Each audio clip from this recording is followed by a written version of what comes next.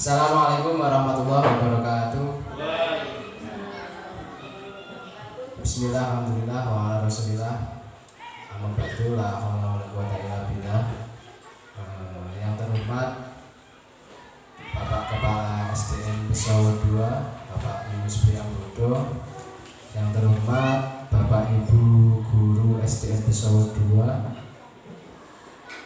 Pertama-tama marilah kita panjatkan puji syukur kehadirat Allah Subhanahu wa taala karena pada hari ini kita masih diberi kesehatan, diberi keselamatan untuk dapat berkumpul di dalam ruangan ini dengan keadaan sehat walafiat. Salawat serta salam semoga selalu tercurahkan kepada junjungan kita Nabi Muhammad SAW. Biqaulina Allahumma shalli ala Muhammad wa sallim. Ketiga kalinya saya mengucapkan terima kasih kepada yang pertama kepada Bapak Kepala Sekolah karena saya sudah diberi kesempatan untuk berdiri di depan sini untuk menyampaikan pemahaman dan pemaparan pengalaman budaya positif ini terkait dengan tugas sebagai guru penggerak. Ini sudah sampai di modul 1.4 terkait dengan materi budaya positif. Yang kedua, saya juga mengucapkan terima kasih pada Bapak Ibu Guru SDN Pesawat 2 yang telah berkenan untuk mengikuti kegiatan pada hari ini. Selanjutnya di sini saya akan menyampaikan menyebarkan pemahaman dan penerapan pengalaman budaya positif. Seperti yang saya katakan di depan tadi, ini sebagai bentuk tugas untuk mendiseminasikan atau menyebarluaskan terkait dengan budaya positif di modul 1.4 pendidikan guru angkatan pendidikan guru penggerak angkatan 9.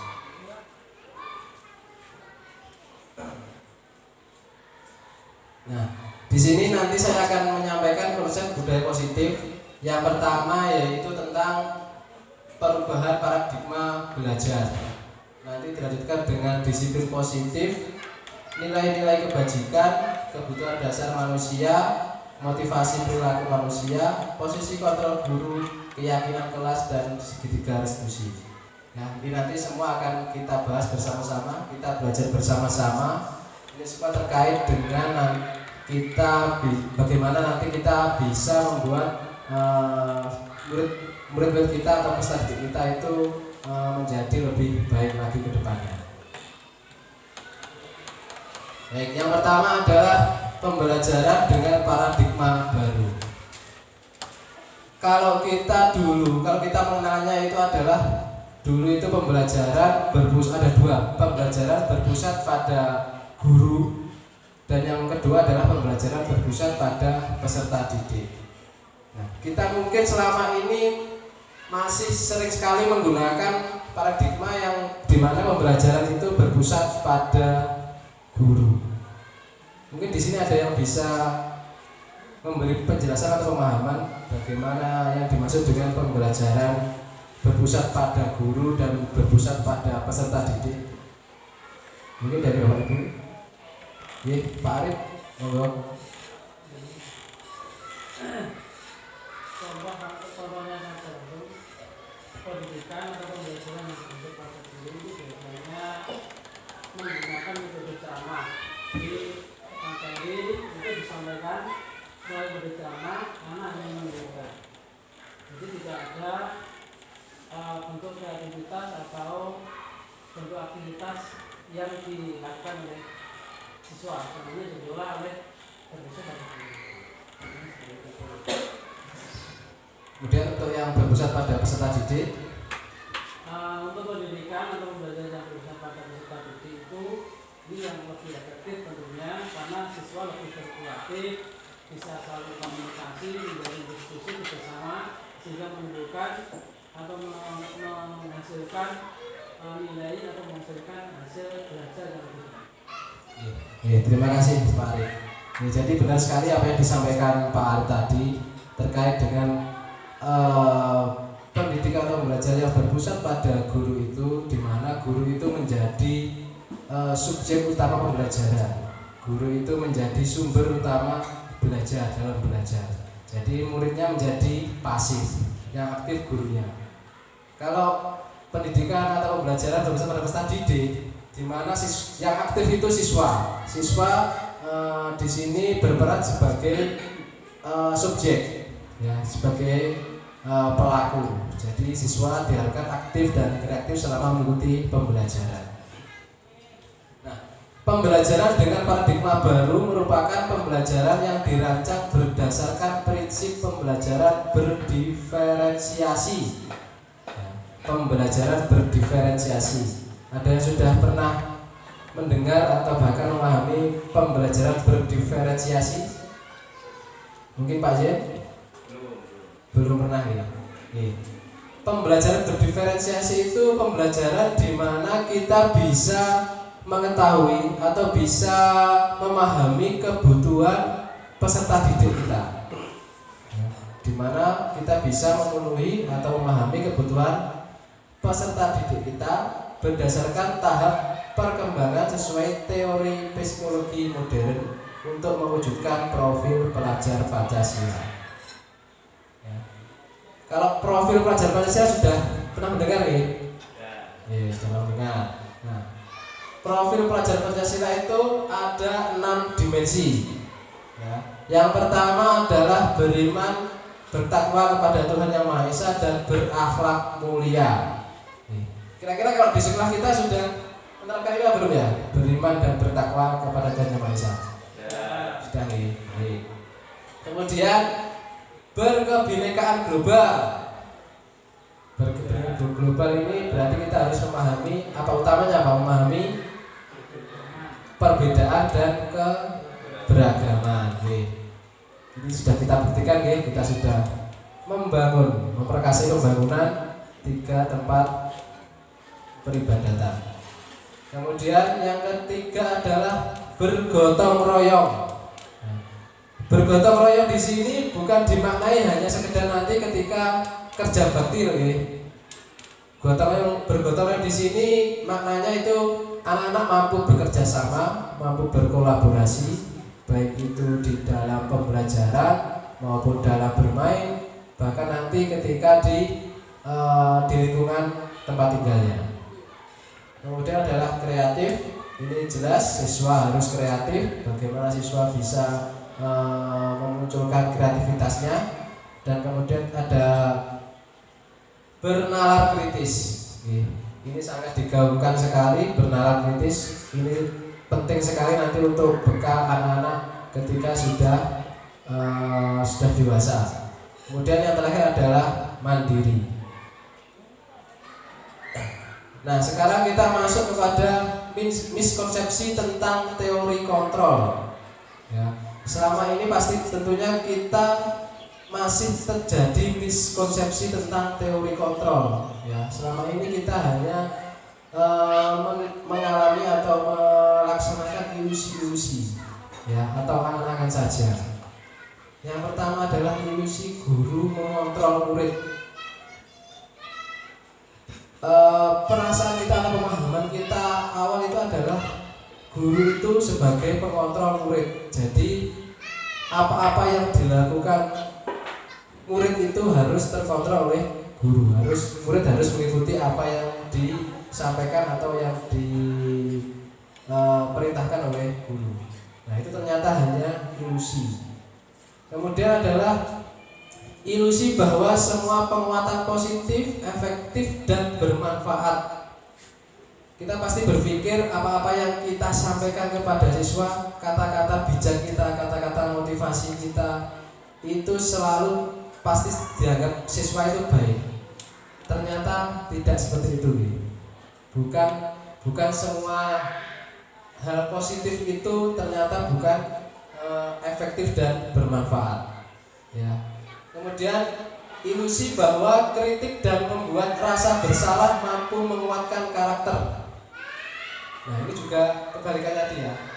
Ternyata ketika kita mengkritik, kita membuat siswa merasa bersalah, itu tidak mesti itu akan menguatkan karakter siswa.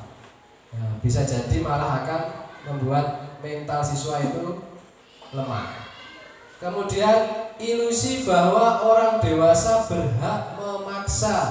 Nah, ini yang mungkin sering kita temui atau bahkan kita sendiri yang kita berikan pada anak-anak, kita mesti cenderung memaksa. Ayo anak-anak harus mengerjakan ini, harus selesai sampai jam sekian, sekian menit harus selesai, harus dikumpulkan, seperti itu. Kemudian lanjut, kita harus mengubah paradigma stimulus respon ke pendekatan teori kontrol. Nah, di sini kita harus bisa merubah dari stimulus respon ke dalam teori kontrol. Ya. Kalau dalam stimulus respon itu, yang pertama realitas atau kebutuhan kita sama. Nah, kita sering menganggap bahwa setiap kebutuhan siswa itu adalah sama. Kalau dalam teori kontrol, ternyata setiap kebutuhan siswa itu adalah berbeda. Kita harus bisa memahami akan hal itu. Kemudian yang kedua adalah semua orang melihat hal yang sama. Ya, kita pasti memahami atau kita menganggap itu siswa itu kalau melihat sesuatu itu pasti sama. Ternyata dalam teori kontrol, setiap orang memiliki gambaran berbeda. Jadi setiap siswa itu mempunyai mindset berbeda, pandangan berbeda. Kemudian yang ketiga, kita mencoba mengubah orang agar berpandangan sama dengan kita. Nah, mungkin ini kita juga pernah mengalami seperti ini, ya. Menganggap siswa itu pandangannya selalu sama dengan kita. Padahal dalam teori kontrol, kita harus berusaha memahami pandangan orang lain tentang dunia. Jadi kita harus memahami bahwa siswa itu menganggap sesuatu, menganggap pembelajaran atau menganggap materi pembelajaran itu berbeda-beda setiap siswa. Kemudian perilaku bentuk dilihat sebagai suatu kesalahan, perilaku buruk dilihat sebagai suatu kesalahan. Nah, padahal bukan tentu kalau siswa berperilaku buruk itu wujud dari kesalahan. Ya. Dalam teori kontrol, semua perilaku memiliki tujuan. Nah, pasti anak-anak berbuat baik atau berbuat buruk itu pasti ada alasannya, pasti juga ada tujuannya. Kemudian orang lain bisa mengontrol saya. Nah, kalau dalam stimulus respon itu orang lain dapat mengontrol saya. Kalau dalam teori kontrol, hanya Anda yang bisa mengontrol diri Anda. Jadi hanya diri sendiri yang bisa mengontrol dirinya. Ya. Kemudian saya bisa mengontrol orang lain. Kalau dalam teori kontrol, Anda tidak bisa mengontrol orang lain. Jadi setiap siswa berhak menentukan atau berhak mengontrol dirinya sendiri. Kemudian pemaksaan ada pada saat bujukan gagal. Jadi ketika anak gagal misalkan dalam ulangan, nilainya jelek, nah, kadang guru kan memaksa anak harus giat belajar, harus diberi soal-soal lebih lagi. Kalau dalam teori kontrol, kolaborasi dan konsensus menciptakan pilihan-pilihan baru. Nah, jadi di sini maksudnya kolaborasi dan konsensus ini adalah kerjasama dan kesepakatan mendapatkan pilihan-pilihan baru. Kemudian yang terakhir adalah model berpikir menang atau kalah. Ya, kalau dalam stimulus respon itu pasti anak-anak kita itu berpikirnya ada menang, hanya ada menang dan kalah. Padahal kalau dalam teori kontrol, model berpikir menang. Ya. Kemudian lanjut, sekarang kita masuk ke dalam disiplin positif.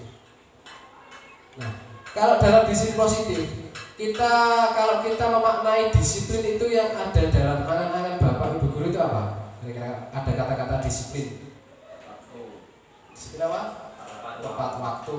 Itu adalah salah satu contoh nih. Contohnya. Kalau maknanya sesuai aturan. Tanggung jawab sesuai aturan nih.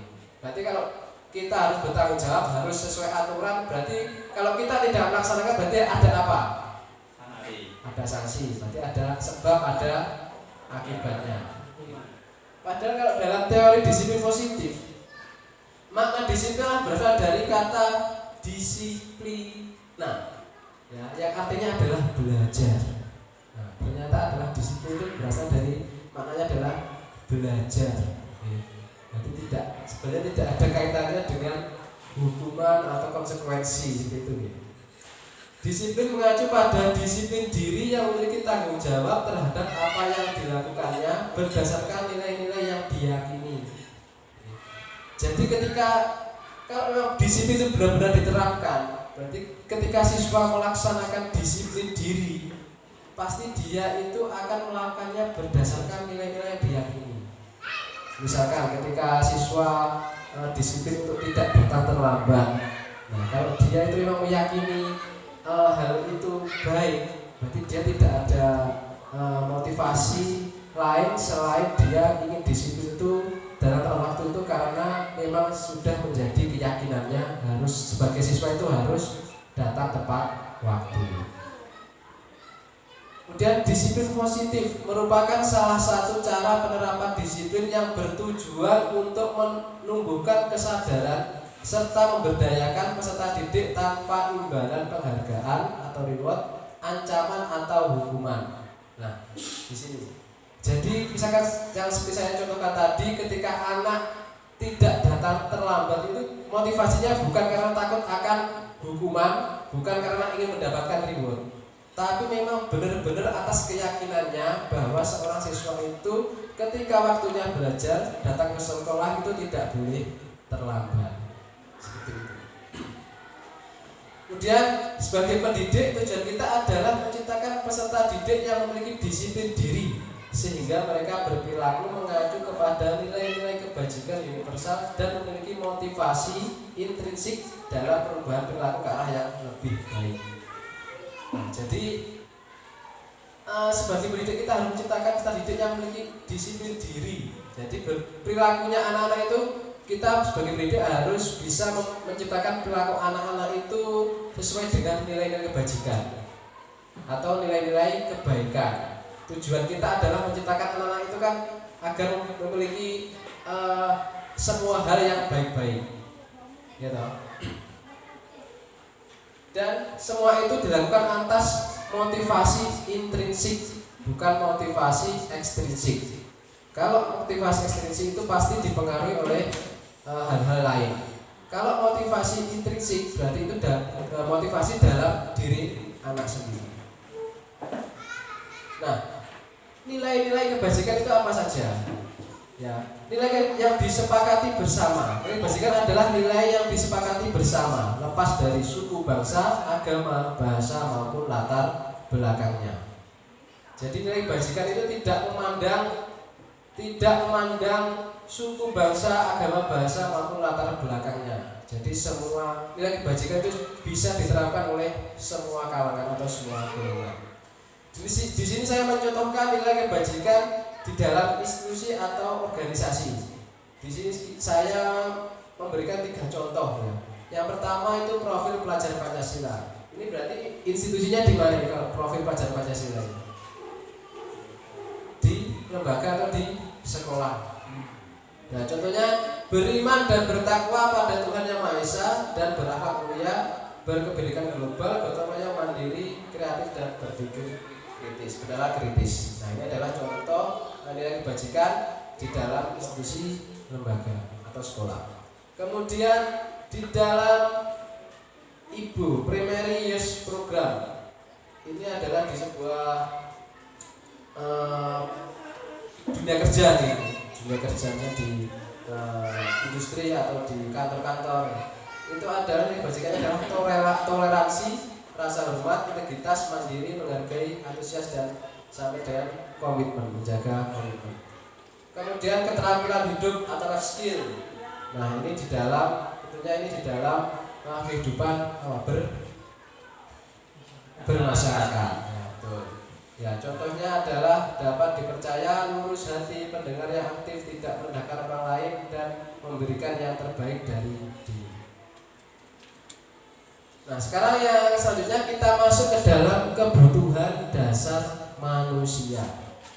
Kalau kita sudah berbicara kebutuhan dasar itu berarti apa? Kebutuhan yang harus dipenuhi oleh manusia. Kalau kita di dunia sekolah berarti harus kebutuhan dasar yang harus dipenuhi oleh peserta didik. Kebutuhan dasar manusia adalah segala sesuatu yang kita lakukan untuk mendapatkan apa yang kita inginkan. Seluruh tindakan yang kita lakukan memiliki tujuan tertentu dan semua usaha terbaik yang kita lakukan adalah dalam rangka agar kebutuhan dasar kita terpenuhi dengan baik. Jadi setiap kita melakukan sesuatu itu pasti memiliki tujuan dan arahnya adalah agar kita menjadi lebih baik. Kemudian ini ada 5 kebutuhan dasar manusia. Ternyata manusia itu memiliki 5 kebutuhan dasar. Yang pertama adalah kebutuhan bertahan hidup. Kira-kira dalam kebutuhan bertahan hidup itu yang kita butuhkan apa saja? Makan, minum, tempat tinggal, kesehatan. Nah, kira-kira kita sudah terpenuhi apa belum? Untuk kebutuhan bertahan hidup sudah. Untuk anak-anak kira-kira sudah juga nggih? Untuk anak kita, besar di kita. Nggih, bagus. Kemudian yang kedua adalah kasih sayang dan rasa diterima.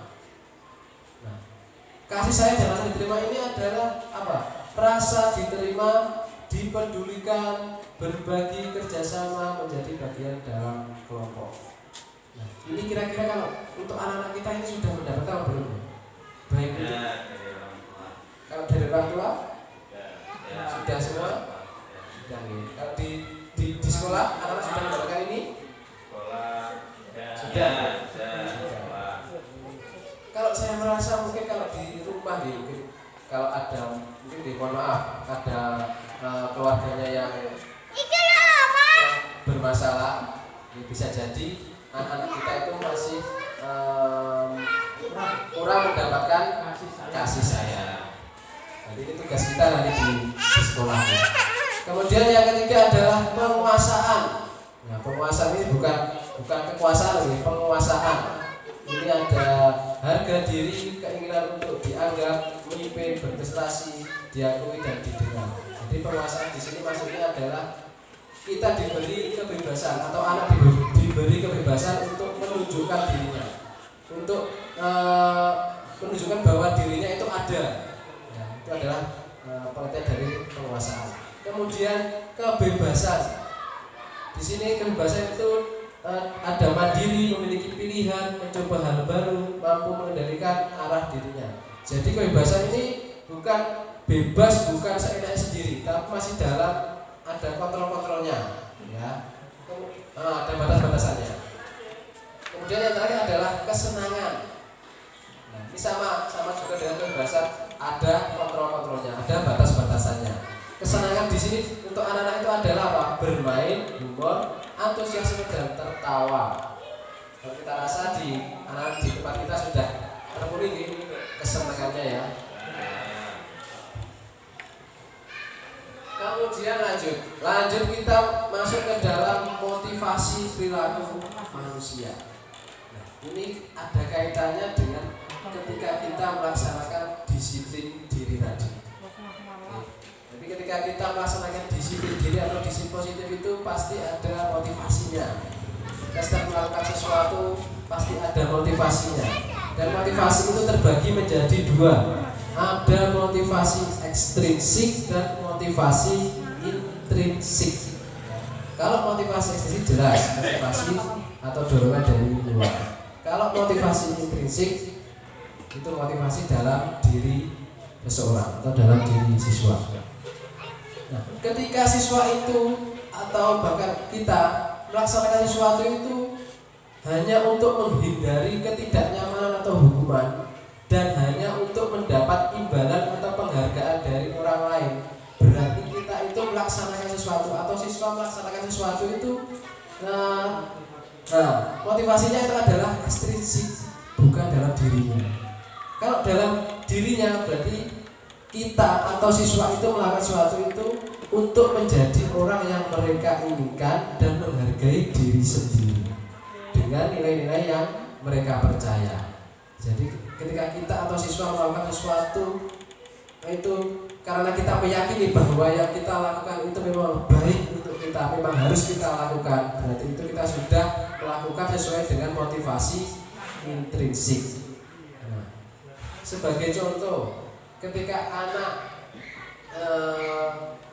anak melaksanakan piket sesuai jadwalnya, nah, karena hanya ingin tidak mau dimarahi gurunya, berarti itu apa? Termasuk dalam motivasi apa? Ekstrinsik. Seharusnya bagaimana seharusnya? Motivasinya seharusnya dia alasannya apa melakukan jadwal piket itu? Atas kesadaran diri sendiri. Kesadaran diri sendiri. Nah, atas tanggung jawab. Nah, seperti itu seharusnya. Nah, berkaitan dengan tadi motivasi perilaku manusia, setiap melakukan tindakan itu kita pasti ada kaitannya dengan ketiga istilah ini. Yang pertama ada hukuman, konsekuensi, dan restitusi. Kalau hukuman dan konsekuensi tentunya kita sudah sering mendengarkan, bahkan sudah sering melaksanakan. Nah, ini untuk restitusi. Ini bagi saya khususnya baru mengenal itu di pendidikan guru pembina ini, bahwa ada kata-kata restitusi. Banyak sekali macam-macam istilahnya. Ya, kita bahas satu-satu dulu. Untuk hukuman, nah, kita seringnya itu pasti melaksanakan apa? Kepada anak itu melaksanakan apa? Hukuman. Nah, hukuman itu yang pertama tidak terencana atau tiba-tiba. Ya kan, kita itu ketika melaksanakan hukuman kepada anak pasti kan tidak ada rencana loh. Misalkan ada anak yang berkata kotor, pasti kita memberi hukuman itu kan secara spontanitas, secara tiba-tiba. Pak, kita datang, Pak, si Ariel viso, yes, disuruh push up 10 kali. Nah, seperti itu. Nah, kalau dalam konsekuensi itu terencana. Ya pasti ada sebelumnya ada kesepakatan. Ya, misalkan tadi seperti ada laporan ada anak yang berkata kotor. Nah, tentunya kita sudah berkesepakatan kalau ada yang berkata kotor harus push up. Nah, berarti anak itu ketika melakukan itu berarti sudah tahu konsekuensinya apa yang akan diterima. Nah, itu perbedaannya. Yang kedua, murid tidak tahu apa yang akan terjadi atau dilibatkan. Jadi murid tidak akan tahu ketika akan diberi hukumannya apa kan tidak tahu. Nah, kalau dalam konsekuensi murid tetap dibuat tidak nyaman. Nah, meskipun ada konsekuensinya, meskipun mereka sudah tahu bahkan bahwa akan mendapat konsekuensi, mereka pasti tidak merasa tidak nyaman. Dan kalau hukuman bersifat satu arah, di sini itu hanya guru yang memberikan hukuman. Kemudian berupa hukuman fisik atau psikis. Pasti gini, hukuman berarti fisik atau psikis.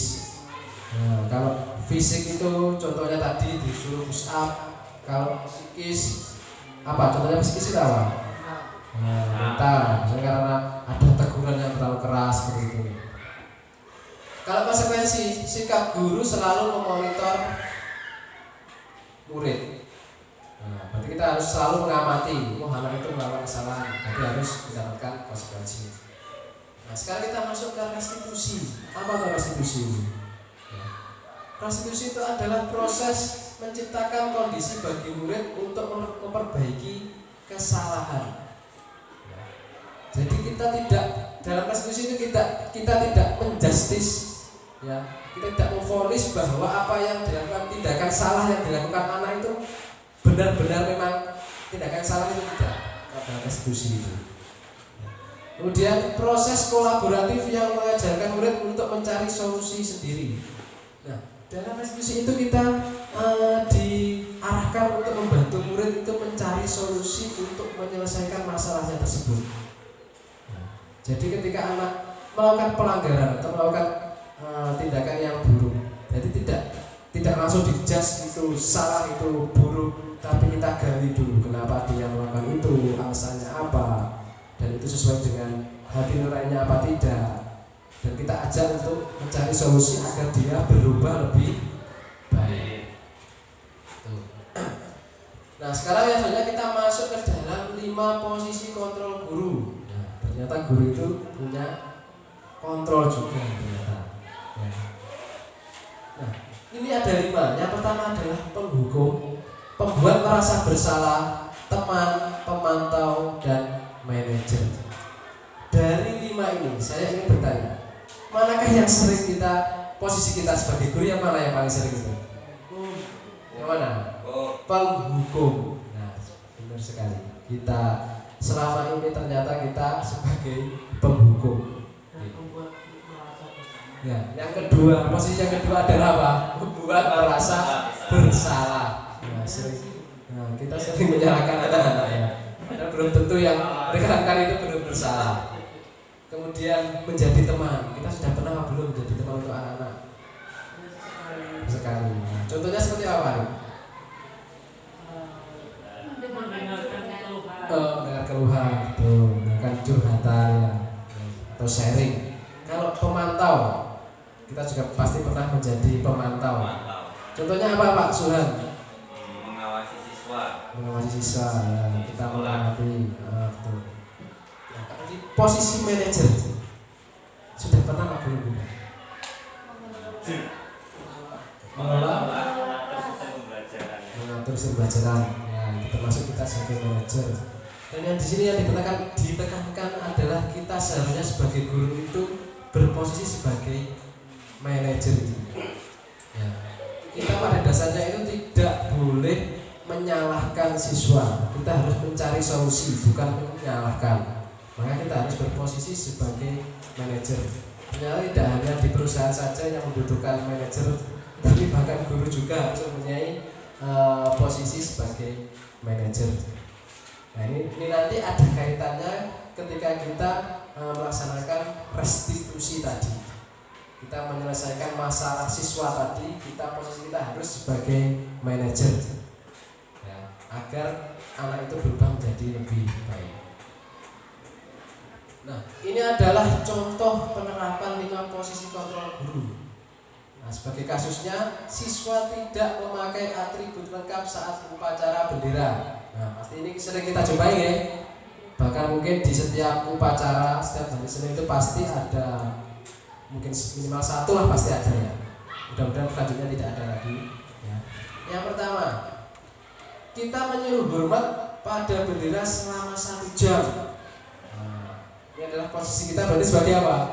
Penghukum. Nah ini seringkali kita hormat, ayo yang datang terlambat upacara, yang ramai sendiri waktu upacara, nanti selesai upacara kita anak silakan hormat bendera. Kemudian kita menyampaikan, kita ada kalimat, berapa kali ibu atau bapak harus memberitahu kamu selalu saja mengecewakan ibu atau bapak. Nah ini berarti kita apa? Nah, membuat anak itu merasa bersalah. Pernah kita lakukan ini? Sering. Kemudian selanjutnya, ini ada kalimat lagi, ayo dong kita ikuti aturan sekolah. Tolong bantu ibu bapak ya sekali ini. Ya sudah, tidak apa-apa. Lain kali jangan sampai berbuat seperti ini lagi ya. Ini kita sebagai apa posisinya? Sebagai teman. Nanti kita saling mengingatkan. Nah, ini yang keempat ada kalimat, kamu sudah melanggar peraturan sekolah. Kamu tahu konsekuensinya? Setelah upacara, kamu beli atributnya ke koperasi dan jangan diulangi lagi. Jadi ini kita sebagai apa? Pemantau. Jadi ini kita melaksanakannya setelah selesai upacara tadi. Nah, ini yang posisi yang harus kita laksanakan sebenarnya seperti ini. Kalau sesuai dengan alurnya, okay? Kita harus berposisi sebagai manajer dengan cara apa? Kita berkomunikasi dengan siswa yang melanggar tadi dengan memberikan kalimat-kalimat positif. Ya, apakah kamu tahu kesalahanmu? Kemudian kira-kira bagaimana kamu memperbaiki kesalahanmu? Jadi kita tidak semata-mata menjustis. Ya, kita stabilkan dulu identitasnya, kita validasi dulu kesalahannya seperti itu. Nah, ini ada posisi kontrol apakah aku. Kalau ada kalimat saya kecewa sekali dengan kamu, berarti ini kira-kira kita sedang dalam posisi kontrol seperti apa? Membuat merasa bersalah. Ya, dengan kalimat saya kecewa sekali dengan kamu. Selanjutnya, kamu tidak pernah benar melakukannya. Apa ini kira-kira? Posisi kita sebagai apa? Membuat merasa bersalah.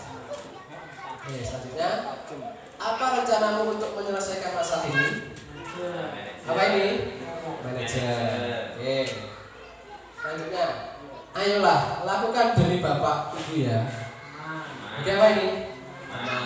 Baik. Jadi ternyata bapak ibu sudah mulai memahami ya, posisi kontrol kita sebagai guru. Oke, jadi nanti kalau kita mendapat perilaku siswa yang kurang sesuai, nanti kita harus menyelesaikannya dengan berposisi sebagai manajer.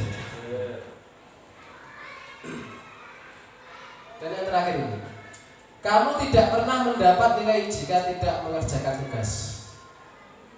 Apa ini kira? Posisi itu. Apa? Kamu tidak pernah mendapat nilai jika tidak mengerjakan apa?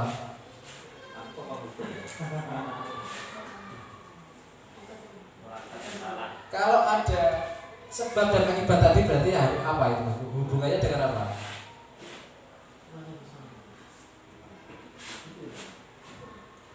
Hubungannya pasti dengan hukuman. Berarti posisi kita sebagai apa? Penghukum. Nah, seperti itu. Nah, selanjutnya kita masuk ke pembahasan berikutnya, yaitu keyakinan kelas. Nah, sudah pernah mendengar keyakinan kelas? Istilah baru lagi nih, keyakinan kelas. Keyakinan kelas berarti apa? Kalau secara garis besar itu berarti apa-apa yang harus kita yakini di dalam kelas atau di dalam pembelajaran. Bukan hanya kita tapi juga siswa. Mengapa keyakinan kelas? Mengapa bukan peraturan kelas? Kira-kira berbeda apa tidak peraturan dengan keyakinan kelas? Beda.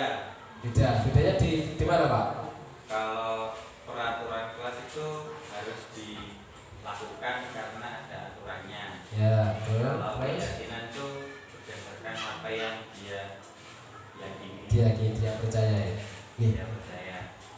Mengapa keyakinan kelas? Mengapa bukan peraturan kelas? Nah, awal pembentukan keyakinan kelas itu diawali dengan pembentukan apa? Peraturan kelas. Jadi kita itu sebenarnya setiap awal pembelajaran itu kita harus membuat keyakinan kelas dulu, membuat kesepakatan kelas dulu, agar proses belajar kita ke depannya itu berjalan dengan sesuai dengan alurnya. Anak-anak juga meyakininya. Nah, sekarang pembentukan keyakinan kelas. Keyakinan kelas itu adalah bersifat abstrak. Kemudian berupa pernyataan universal. Berarti berupa apa? Kalimat-kalimat universal berarti kalimat-kalimat yang umum. Ya, kalimat-kalimat yang umum dibuat dalam pernyataan positif. Jadi kalimat-kalimatnya itu harus kalimat-kalimat yang baik, kalimat-kalimat yang bersifat membangun. Sedikit saja agar mudah diingat. Nah, kalimatnya itu harus kalimat yang jangan panjang-panjang, sedikit atau pendek tapi penuh makna. Nah, seperti itu. Kemudian sesuai dengan kondisi kelas dan sekolah sehingga mudah diterapkan.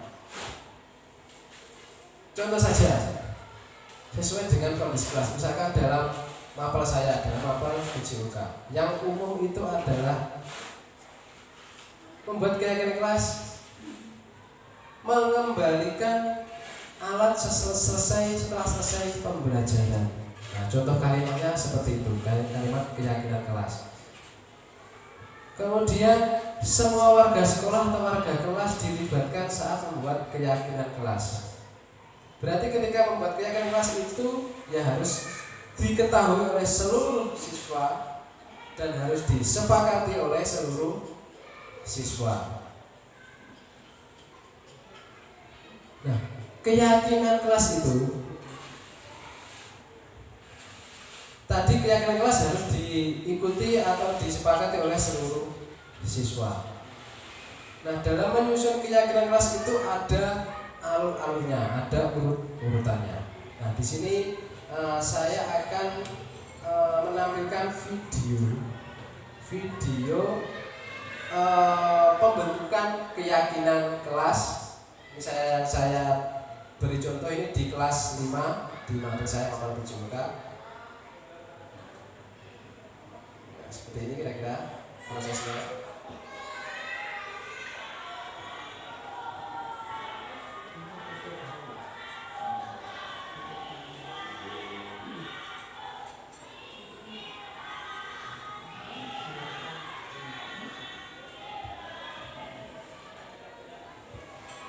Dalam pembentukan keyakinan kelas itu yang pertama adalah kita memberikan pengantar dulu kepada anak-anak. Jadi tidak langsung kita, ayo anak-anak silakan kita bentuk keyakinan kelas, nah, seperti itu.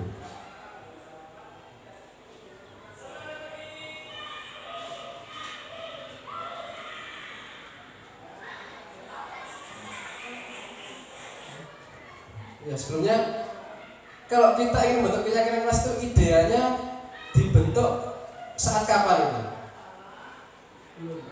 Sebelum apa? Di awal apa? Awal pembelajaran. Nah, kalau dia adalah awal apa?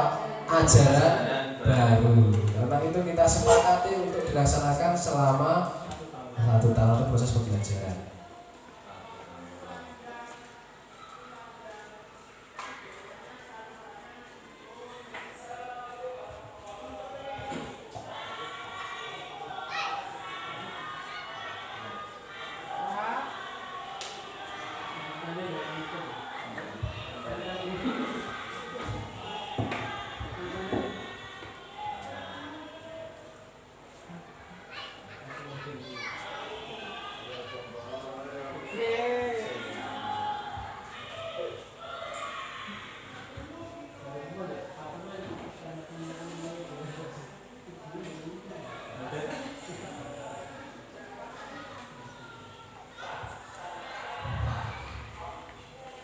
Di sini kita menyampaikan dulu apa toh keyakinan kelas itu fungsinya untuk apa, maksudnya apa, kita sampaikan dulu.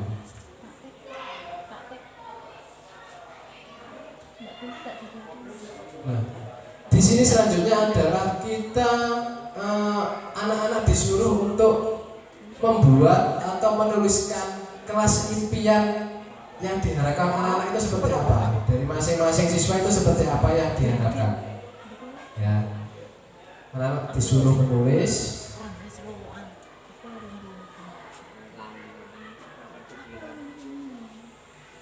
Semua menulis. Nah, seperti ini.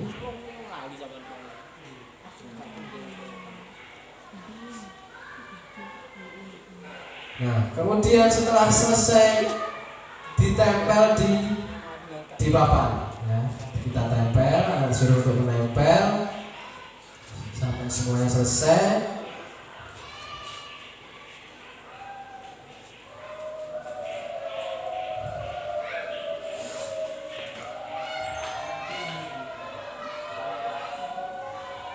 Nah, selanjutnya setelah selesai anak menulis dan ditempel, kemudian adalah kita bacakan satu persatu. Ya, kita bacakan satu persatu. Nah, di sini tentunya anak-anak itu masih menulisnya misalkan tidak boleh mengganggu teman, membuang sampah pada tempatnya. Nah, dalam menyusun keyakinan kelas itu kita juga harus menyampaikan nilai-nilai kebajikannya. Nilai kebajikan itu kan ada tanggung jawab, ada disiplin, ada mandiri, Ya, seperti ini. Nah, contohnya ini tidak datang terlambat, berarti nilai kebajikannya apa kira-kira? Disiplin. Nah, kalau ini satu contoh lagi. Nah, tidak membuli teman, berarti nilai kebajikannya apa? Tidak membuli teman. Saling Saling menghargai, saling menghormati. Nah, kalau contoh lagi melaksanakan piket kelas, berarti apa itu? Nilai kebajikannya tanggung jawab. Nah, kita sampaikan seperti itu. Jadi anak-anak biar paham. Oh, berarti ketika saya melakukan ini, berarti saya menerapkan nilai kebajikan ini. Nah, setelah selesai dan disepakati oleh semuanya, kita tuangkan ke dalam bentuk cetak, kemudian disampaikan di depan kelas. Ya, jadi agar semua mendengar dan semua memahami. Nah, seperti itu. Nah, di langkah terakhir kita akan melakukan umpan balik dari proses pembentukan keyakinan kelas. Apakah semua sudah sesuai dengan tahapan-tahapannya? Dan di akhir hasil dari kesepakatan kelas itu kita cetak dan kita tempelkan di kelas atau di dinding yang terlihat oleh semua siswa. Kira-kira seperti itu untuk keyakinan kelas. Nah, sekarang kita yang terakhir adalah segitiga restitusi. Nah, apa nih segitiga restitusi? Itu bingung nih nih. Segitiga restitusi. Kalau restitusi tadi sudah paham ya? Apa tadi? Hukuman, konsekuensi dan restitusi. Kalau restitusi itu adalah proses perubahan, merubah sesuatu untuk menjadi lebih baik. Nah, sekarang ada lagi segitiga restitusi. Di mana segitiga restitusi itu adalah suatu proses dialog yang dijalankan oleh guru agar dapat menghasilkan murid yang mandiri dan bertanggung jawab. Jadi prosesnya, segitiga restitusi itu prosesnya menyelesaikan atau merubah siswa itu menjadi lebih baik, utamanya ketika melakukan kesalahan atau tidak melakukan keyakinan kelas. Nah, kita memprosesnya atau kita menanggapinya dengan menggunakan segitiga restitusi. Dalam menerapkan segitiga restitusi itu ada 3 tahapannya. Yang pertama, menstabilkan identitas. Menstabilkan identitas. Kemudian validasi tindakan yang salah. Validasi barang. Kemudian menanyakan keyakinan. Nah, ini menanyakan keyakinan nih. Keyakinanmu apa? Nah, Islam jangan-jangan seperti itu, bukan ya? Kan. Nah, kita bahas di berikutnya. Nah, kita tadi ada menstabilkan identitas. Nah, ternyata menstabilkan identitas itu adalah melaksanakan berdasarkan prinsip membuat kesalahan adalah bagian dari proses pembelajaran. Jadi kita berbuat kesalahan itu adalah apa? Untuk agar kita bisa lebih baik lagi dengan catatan tidak mengulanginya. Nah, itu adalah menstabilkan identitas. Nah, ini ada beberapa kalimat yang bisa kita gunakan. Contoh kalimat yang bisa kita gunakan dalam segitiga restitusi dalam proses menstabilkan identitas. Kalimat-kalimatnya adalah yang pertama adalah berbuat salah itu wajar. Kemudian tidak ada manusia yang sempurna. Jadi kalau dalam beragama kita diberikan ceramah-ceramah dulu, diberikan kata-kata mutiara dulu, ya, seperti itu. Kata mutiara. Ibu bapak juga pernah melakukan itu. Ibu bapak tidak mau mencari siapa yang salah, tapi bapak ingin mencari solusi dari permasalahan ini. Kemudian kamu berhak merasa begitu. Kita beri apa? Gitu kata-kata yang memotivasi dulu ya. Kemudian dalam proses validasi tindakan yang salah. Validasi tindakan yang salah ini adalah satu proses yang dilakukan berdasarkan prinsip setiap perilaku berupaya memenuhi suatu kebutuhan tertentu. Jadi intinya kita menggali kenapa tahu siswa itu melakukan itu, alasannya apa kok sampai melakukan itu. Tapi setiap perilaku itu pasti ada alasannya, ada tujuannya. Nah, kata-kata yang bisa kita sampaikan adalah kamu pasti punya alasan mengapa melakukan hal itu. Padahal kamu bisa melakukan yang lebih buruk dari ini ya. Kamu patut bangga karena telah melindungi sesuatu yang penting bagimu. Kamu melakukannya karena mempertahankan sesuatu yang penting bagimu. Nah, ini adalah contoh kata-kata yang bisa kita gunakan dalam memvalidasi tindakan yang salah. Kemudian berikutnya adalah yang terakhir dalam proses segitiga restitusi adalah menanyakan keyakinan. Ini bukan keyakinan yang dianut loh ya. Menanyakan keyakinan hubungannya dengan keyakinan kelas. Nah, di sini menanyakan keyakinan itu suatu proses yang dilaksanakan berdasarkan prinsip teori kontrol bahwa pada dasarnya kita termotivasi secara intrinsik. Nah, kembali lagi. Jadi dalam hal menanyakan keyakinan ini kita harus bisa merubah motivasi siswa ke dalam motivasi apa? Intrinsik. Kalau siswa sudah melaksanakan sesuai dengan motivasi intrinsik, berarti siswa itu sudah mau untuk merubah ke lebih baik. Dan apa yang kalimat-kalimat apa yang bisa kita gunakan? Yang pertama adalah apa keyakinan kelas kita. Kita menggali dulu. Dia masih ingat apa tidak tentang keyakinan kelasnya. Kemudian nilai-nilai apa yang telah disepakati bersama. Seperti apa gambaran sebuah kelas yang ideal menurut kami. Atau mungkin dia melaksanakan karena masih ada keyakinan kelas yang belum tercatat menurut dia. Kamu ingin menjadi orang yang seperti apa?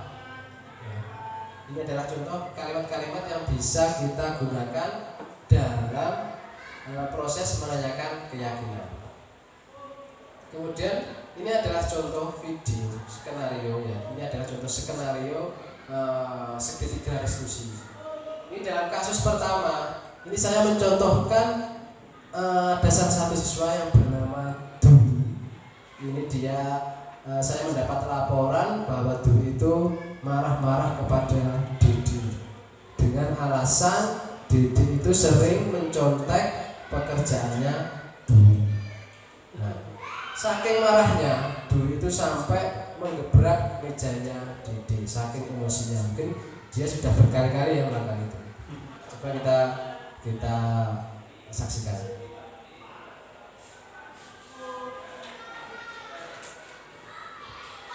Ini adalah proses menstabilkan identitas. Kita gali dulu informasinya.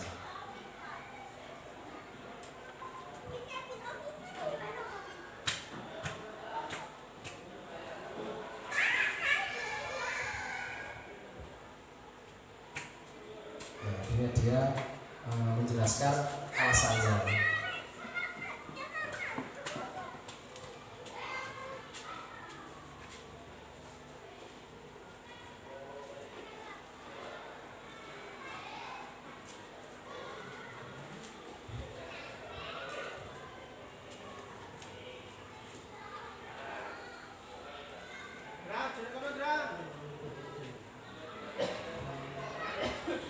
Kita sudah mulai memvalidasi tindakan yang salah.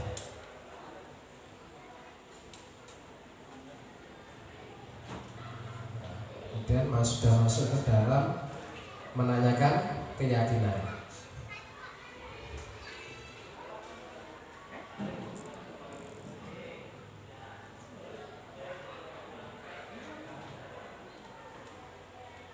Nah, akhirnya kita menemukan solusi atas permasalahannya Dwi dengan kita tidak menjustis bahwa perilakunya itu salah.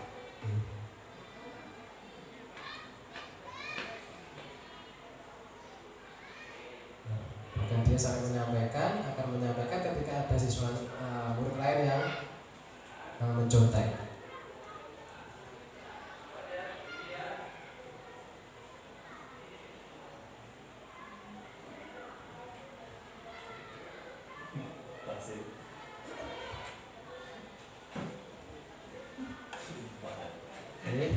Ini lanjut ke kasus kedua. Dalam kasus 2 ini saya mensimulasikan di mana siswa yang bernama Vino ini sering datang terlambat dan itu sudah berkali-kali. Ya, dengan dia beralasan bahwa dia datang terlambat karena bangkong. Ya, karena malamnya sering bermain HP sampai larut malam. Dan dia akhirnya sering datang lambat dan sering ketinggalan pelajaran. Nah, ini prosesnya.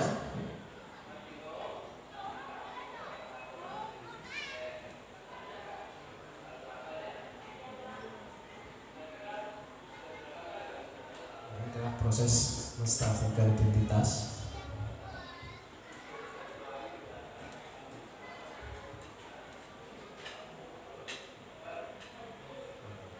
Contoh kita tidak menjustis.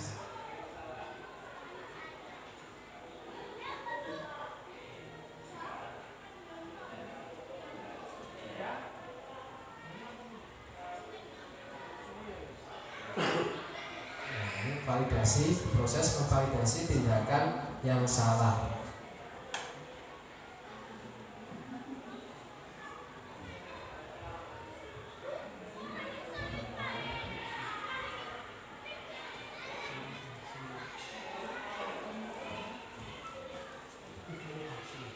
Ini tadi ya, datang terlambat itu adalah melanggar keyakinan kelas, disiplin.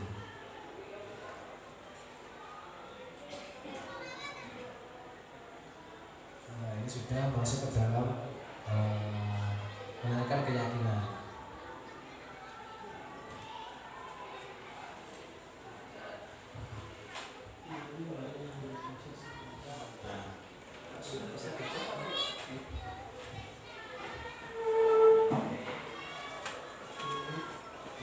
Di sini akhirnya sudah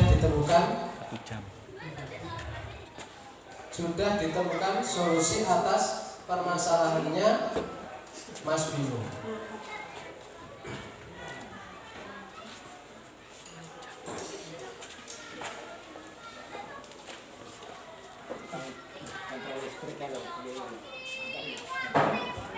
Demikianlah Bapak Ibu terkait dengan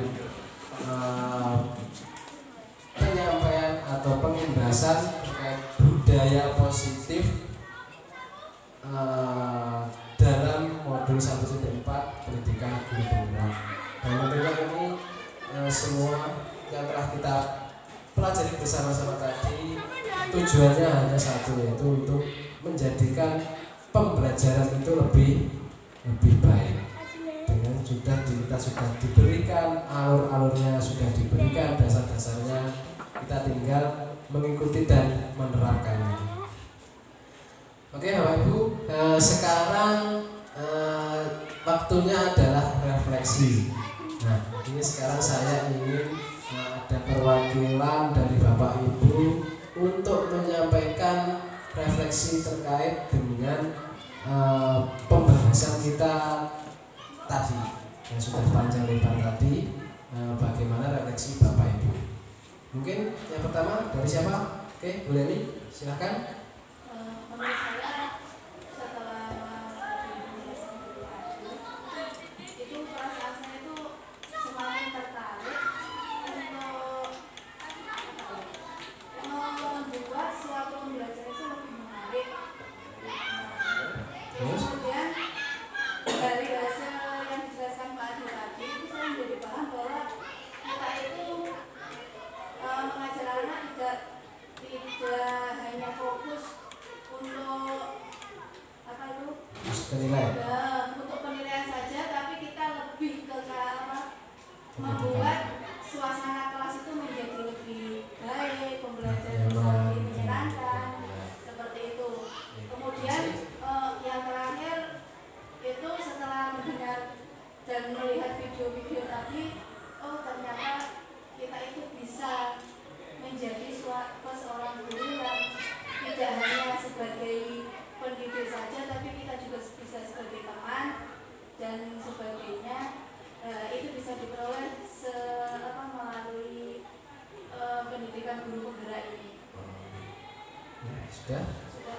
Baik, terima kasih Bu Leli. Memang semoga dengan apa yang sudah kita pelajari tadi menjadikan kita lebih baik lagi ke depannya dalam memberikan pendidikan kepada anak-anak. Selanjutnya satu lagi, oke Pak Sulan, silahkan. Pesan saya saat ini sangat senang sekali dengan adanya pendidikan materi yang disampaikan oleh Pak Adi.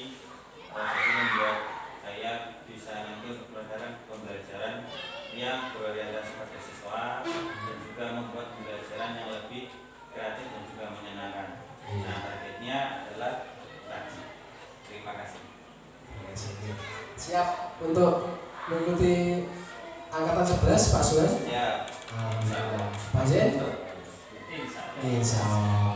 Ada yang perlu disampaikan Pak Zen? Cukup, Bu Nur? Terima kasih.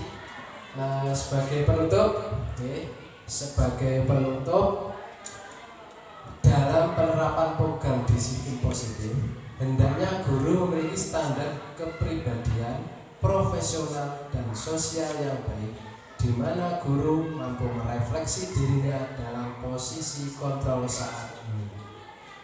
Bagaimana perjalanan dirinya sebagai among atau manajer yang menuntun murid-muridnya menjadi insan yang mandiri, merdeka dan bertanggung jawab sesuai dengan standar pendidikan nasional. Jadi intinya kita sebagai guru hendaknya kita yang pertama harus berposisi sebagai manajer. Ya. Yang kedua, guru adalah tugasnya menuntun, bukan menuntut. Ya. Sesuai dengan filosofi Ki Hajar Dewantara, ing arsa tulodo, ing adya tut buri. Di depan kita memberi contoh, di depan kita memberi teladan, di tengah kita memberi dan di belakang kita memberi dorongan. Semoga kita sebagai pendidik bisa menerapkan apa yang seharusnya kita berikan untuk anak-anak. Kita sudah punya dasar-dasarnya, kita sudah mempunyai ilmunya, tinggal bagaimana kita semua dalam menerapkannya. Baik, terima kasih Bapak Ibu atas atensinya dan atas perhatiannya. Saya mengucapkan beribu terima kasih. Semoga apa yang kita pelajari hari ini dapat bermanfaat untuk kita dan khususnya kepada anak-anak kita. Kurang lebihnya saya mohon maaf. Saya akhiri. Wassalamualaikum warahmatullahi wabarakatuh.